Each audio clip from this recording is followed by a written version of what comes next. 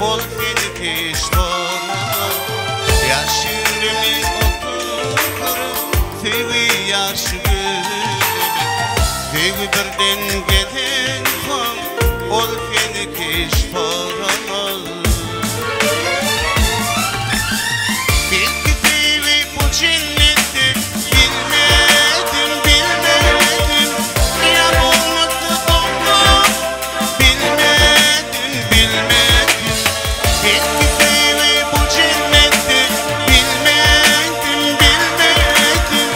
Yar olması doğru bilmedim, bilmedim.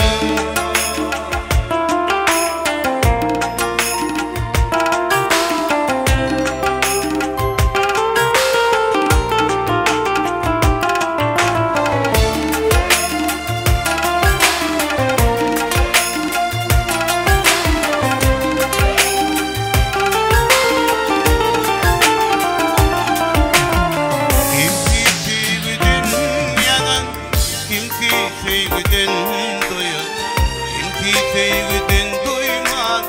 Yaşırıp doyan